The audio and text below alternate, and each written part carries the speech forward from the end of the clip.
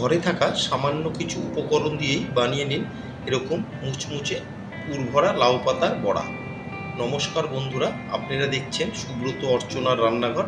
আমার আজকের রেসিপি মুচমুচে পুরভরা লাউ পাতার বড়া।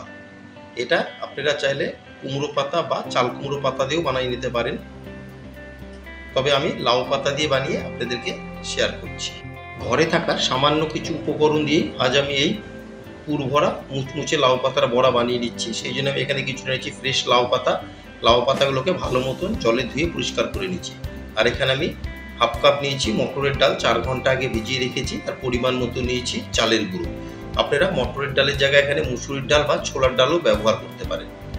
ভিজিয়ে রাখা মটরের ডালগুলো একটা পেস্ট বানিয়ে নেব।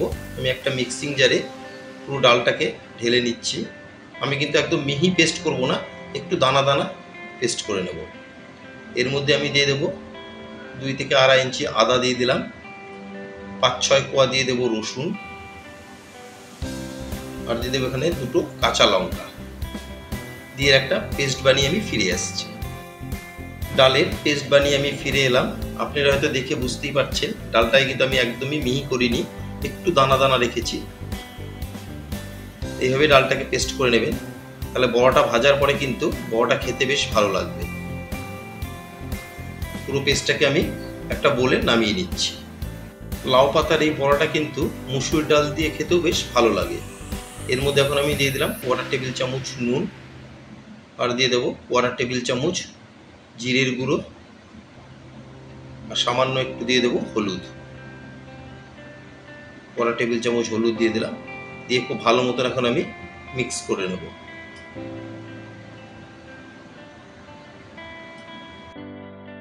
গ্যাসের ফ্লেম অন করে ওভেনে আমি একটা পাত্রে জল বসিয়ে নিয়েছি। এতে দিয়ে দিলাম 1/4 টেবিল চামচ নুন, দিয়ে এর মধ্যে এখন আমি লাউয়ের পাতাগুলো দিয়ে দেবো। দিয়ে মিনিট 3 আমি লাউয়ের পাতাগুলো গরম জলে একটু ধুয়ে নেব। মিনিট 3 লাউয়ের পাতাগুলোকে আমি গরম জলে নেড়ে চেড়ে লাউয়ের পাতাগুলোকে আমি তুলে ঠান্ডা করে নেব। ভালো মতন উপরে নিচে করে আমি পাতাগুলোকে একটু গরম জলে পরিষ্কার করে নেব। মিনিট 3 পরে এখন আমি একে একে পাতাগুলো একটা প্লেটে তুলে পাতাগুলোকে ঠান্ডা করে নেব। গরম জল থেকে তুলে লাউয়ের পাতাগুলোকে আমি ঠান্ডা করে নিলাম। এবার পাতাগুলোকে আমি পাল্টে নেব। আমি উল্টো দিকটা নিয়ে নিলাম। এই উল্টো দিকের মধ্যে আমি পুরটা ভরবো। ভরে ভালো মতন পুরটাকে পুরো পাতার মধ্যে এইভাবে মিশিয়ে দিতে হবে। এবার কোণা থেকে আমি এভাবে ফোল্ড করে দেব।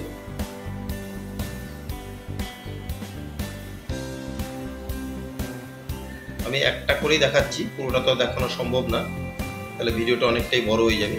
এইভাবে আমি সমস্ত পাতাগুলোকে পুর করে নেব। আমি আর একটা পাতার মধ্যেও ডালের পুরটা লাগিয়ে এভাবে ফোল্ড করে নিচ্ছি।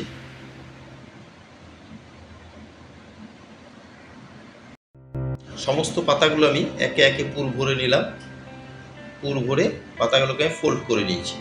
আমি কয়েকটা পাতার বোটাটাও রেখেছি, আর কয়েকটা পাতা আমি বোটা কেটে দিয়েছি। আপনারা চাইলে লাউ পাতার বোটা রাখতে পারেন, সেই জন্য আমি 2 রকমভাবেই বানিয়ে নিয়েছি। পুর ভরে নেওয়ার পরে ব্যালেন্স ডালের মধ্যে আমি দিয়ে দেবো পরিমাণ মতন চালের গুঁড়ো।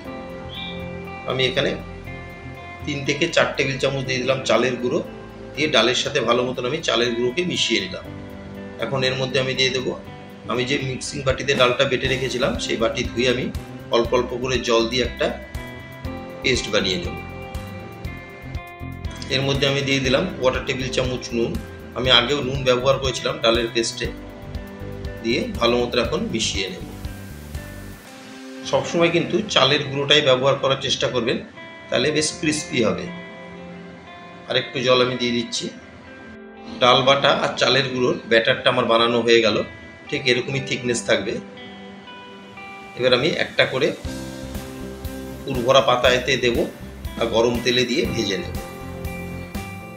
গ্যাসের ফ্লেম অন করে আমি তেল দিয়ে তেলকে গরম করে নিয়েছি বেশ ভালো করে। এখন গরম তেলের মধ্যে আমি একটা করে পুরভরা পাতা নিয়ে ব্যাটারে চুবাবো আর তেলের মধ্যে দিয়ে দেব।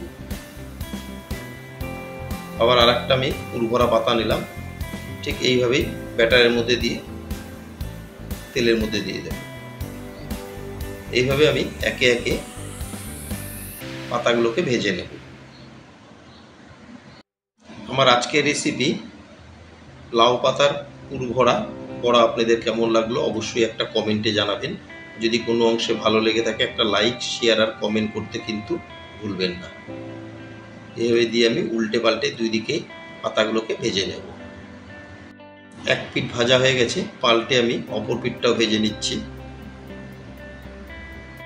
উল্টে পাল্টে দুই পিঠে আমি ভেজে নিলাম। এর থেকে বেশি ভাজার আর কোনো দরকার নেই। ভেজে নেওয়া পাতাগুলোকে আমি একটা প্লেটে তুলে নিচ্ছি। অবশ্যই আমার মতন এইভাবে একবার লাউ পাতার পুরভরা বড়া বানিয়ে নেবেন আর কমেন্টে আমাকে জানাবেন কেমন হয়েছে। একে একে সমস্ত বড়াগুলো ভেজে আমি ফিরে এলাম। আর আমার নতুন বন্ধুদের কাছে রিকোয়েস্ট, যারা আমার চ্যানেলটি এখনও সাবস্ক্রাইব করেননি তারা অবশ্যই সাবস্ক্রাইব করে আমার পাশে থাকবেন আর বেল আইকনটি প্রেস করে রাখবেন। যখনই আমি কোনো ভিডিও আপলোড করব সবার আগে আপনাদের কাছে নোটিফিকেশান পৌঁছে যাবে।